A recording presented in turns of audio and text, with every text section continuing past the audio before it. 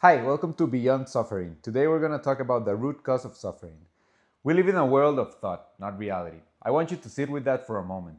We assume we're experiencing the world as it is, objective, out there. But what if that's not actually true? Sydney Banks once said that thought is not reality, yet it is through thought that our realities are created. That statement alone has power to completely transform how you understand your life. Because if that's true, then what you're experiencing right now isn't reality itself. It's your thinking about reality. Each of us lives through our own perceptions of the world, and those perceptions are often vastly different from the person sitting right next to us. Let me give you an example. Imagine you are sitting in a coffee shop. The air smells like freshly ground coffee beans.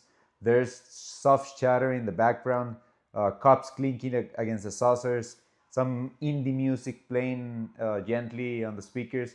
Externally, nothing dramatic is happening, but internally, you're spiraling. You're in the middle of a quarter life existential crisis. You're stressed out of your mind. You're wondering what you're doing with your life. You feel behind, lost, confused. It seems like everyone else has their life together, and you are the one who doesn't. Now, look at the person sitting at the table next to you. They are in the exact same coffee shop, smelling the same aroma, hearing the same sounds, surrounded by the same strangers as you are, but they are completely at peace. They are slowly enjoying their freshly brewed drink. Mine is cold, not really. Relaxed, calm, maybe smiling as they casually see people going around. Two people, same environment, completely different experiences. How can that be? If reality is external and fixed, shouldn't both of you be having the same experience? But you're not, because you're not living in reality itself. You're living in your thinking about reality. Many of us go through the exact same events, stand in the same locations, experience the same circumstances, yet we walk away with entirely different emotional experiences. Here's another example. If you walked up to 100 different people and asked each of them, what does money mean to you? How many different answers do you think you're going to get? Money, technically speaking, is the same thing for everyone. It's paper, it's numbers in a bank account, it's a medium of exchange. But the meaning we assign to it, that is completely personal. To one person, money means freedom. To another, money means security. To someone else, it represents opportunity. For someone else, it means peace of mind.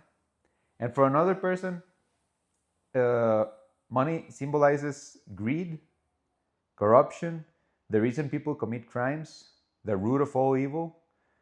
The object itself hasn't changed, but the thinking about it has. And that thinking determines how someone feels about it. I'm not going to get into which perspective is right or wrong, because here's the truth: there is no universally right or wrong meaning. There is only thinking. Let's take this one step further. Imagine you surveyed 100 different people and asked them what they thought about the current president. It's the exact same thing. It's the exact same human being you're being asked about. Same policies, same speeches, same face. But would you get 100 identical answers? Of course not. You would get 100 different opinions. Some would admire them, some would criticize them, some would feel inspired, others they would feel angry. Why? Because people are not reacting to the person alone. They are reacting to their thoughts about the person. The meaning we give each event uh, determines how we ultimately feel about it. And the meaning becomes the filter through which we see life moving forward. Because of this, we don't live in reality itself. We live in perception of reality. Reality, stripped down to its purest form, is simply that an event occurred. No meaning, no interpretation, no emotional charge, just an event. Any meaning layered on top of that event comes from us, from our thinking. And that's how our perception of reality is created, from the inside out. This is one of the most important principles you can understand about human psychology. Our experience of life is not created by external events, it is created by our interpretation of those events. It's not what happens that determines how we feel, it's what we think about what happens. That's why you can find people living in so called third world countries who radiate joy, connection, gratitude. And at the same time, you can find people in the first world countries who are anxious, depressed, deeply dissatisfied. If circumstances alone created happiness, that wouldn't be possible. But circumstances don't create feeling, thinking does. Our feelings do not come from external events, they come from our own thoughts about those events. Therefore, we can only ever feel what we are thinking. Let make this, let's make this very practical. Let's say you really, really hate your job. Not mildly dislike it, okay? You hate it. It causes you enormous stress, anxiety, frustration. You feel your stomach tightens on Sunday nights just thinking about Monday morning. It pains you to even step into the building. Just imagining your boss voice irritates you. Now picture this. You're sitting on your sofa at home with your family. You're watching a TV show together. It's funny. Everyone else is laughing. But you're tense, you're irritated, you're fuming inside. Why? Because you started thinking about work. Notice something important here. You are not at work. Your boss is not in the room. You are not answering emails. You are not dealing with deadlines. Externally, you are safe, comfortable, and surrounded by people you love. Yet internally, you're experiencing stress and frustration. What changed? Only your thinking. In that moment, everyone else in your family is having a completely different experience of life than you are, even through the same event that is happening. You are all watching the same show, but your perception of reality is different because your thoughts are different. If it were true that external events directly cause our feelings, then every time you watched a funny TV show in your living room, you would automatically feel happy. That would be super easy. But that's clearly not the case. Now, you might argue, but I feel stressed because my job really is stressful. It's not just my thinking. So let me ask you this. Is it absolutely true that every single person working the same job feels exactly the same way you do about it? Of course not. Two different people can be doing the exact same job in the same company under the same management. For one person, it's their dream job. For the other, it's a nightmare. One feels grateful and motivated. The other feels drained and resentful. The job itself didn't change. The thinking about the job did. And that thinking determines the emotional experience. Now, let's go back to your hypothetical hating your job. Remember how much stress, anxiety, frustration it causes you when you think about it? Let's do a small thought experiment. I want you to pause and consider this. Who would you be without the thought that you hate your job? Not if the job changed, not if your boss changed, not if your salary doubled.